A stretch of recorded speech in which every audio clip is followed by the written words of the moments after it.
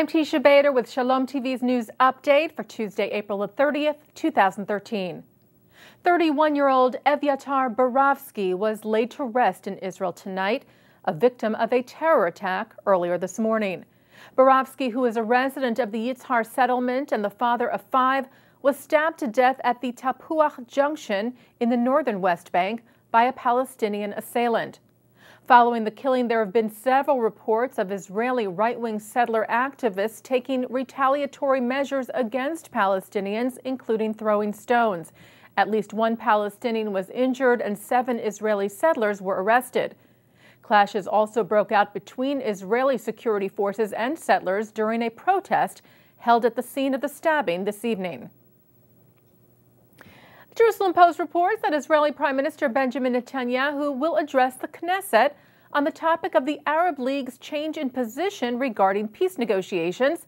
This after all 52 opposition Knesset members signed a petition today requiring the Prime Minister to do so.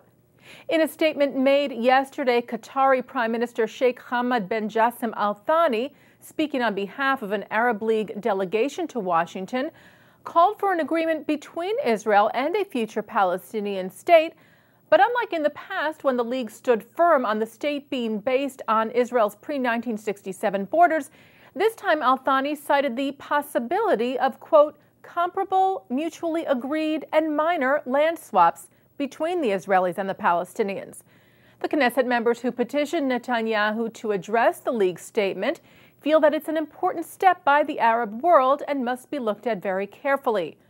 Al Thani made the statement after he and a group of Arab officials met with U.S. Secretary of State John Kerry in Washington to discuss how to promote Israeli-Palestinian peace. Ynet reports that the military wing of the Al-Ahrar movement in Gaza has claimed responsibility for 5 mortars that were fired in the direction of the Kerem Shalom border crossing today. None of those mortars reached Israel, however. The Kerem Shalom crossing, which runs along Israel's border with Gaza, has been closed since yesterday after a Qassam rocket fired from Gaza hit a field in southern Israel Sunday night, with no damage or injuries. Israeli Defense Minister Moshe Ya'alon said today that he would consider reopening the border crossing tomorrow if the area stayed calm. Meanwhile, a Gaza-based terrorist linked to a separate rocket attack, this one on a lot earlier this month, was killed this morning in a targeted strike by the Israel Air Force. Israeli security sources named the man as 24-year-old northern Gaza resident Hitham Mashal, who was active in multiple jihadist organizations. Jewish Agency Chairman Natan Sharansky's new plan for Jerusalem's Western Wall seems to be losing some support. The plan, which would vastly expand the prayer plaza at the wall to include an egalitarian prayer area, in addition to the existing traditional prayer area, was initially welcomed by the Women of the Wall group, who fight for the right of women to pray freely at the holy site. However, following last week's court ruling, which said that Women of the Wall should not be arrested because they don't violate local custom at the wall, the group is now saying that Sharansky's plan is just not relevant. The organization's director, Leslie Sachs, told Haaretz yesterday, "It's a great plan, but completely not relevant for us. We will remain what we are, which is a women's prayer group, so we will continue to fight for our right to pray at the women's section," she said. The Haaretz report said the group's change of heart appears to be connected to opposition within its ranks from Orthodox supporters, who wish to continue to pray freely in the women's section at the wall and have no desire to participate in egalitarian services. Meanwhile, Western Wall Rabbi Shmuel Rabinowitz, who initially said that while Sharansky's plan was not ideal, he could live with it, now seems less willing. Rabinowitz reportedly met with American Orthodox leaders in the U.S. who thought he should take a harder line against the plan and were against any compromise.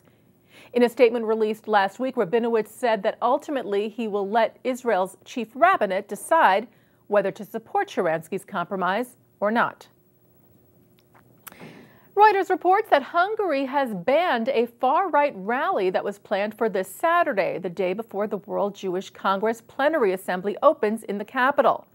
Prime Minister Viktor Orban instructed police to prevent any disturbance around the 3-day assembly, which begins on Sunday. The conference will address concern over rising anti-Semitism in the region. Orban will address the Congress on Sunday, where a government aide said he would send a clear message against anti-Semitism.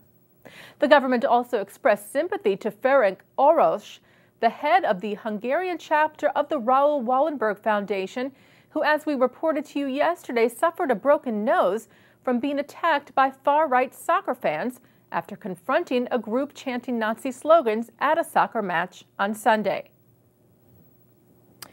And finally today, Israel's national soccer team will be heading to Queens, New York for a match against Honduras at Citi Field. The match will take place on June the 2nd, the same day as the city's annual Celebrate Israel parade. The New York Mets announced the upcoming match today, noting that the game will be Israel's first New York appearance in 35 years. And that's Shalom TV's news update for Tuesday, April the 30th, 2013. I'm Teisha Bader.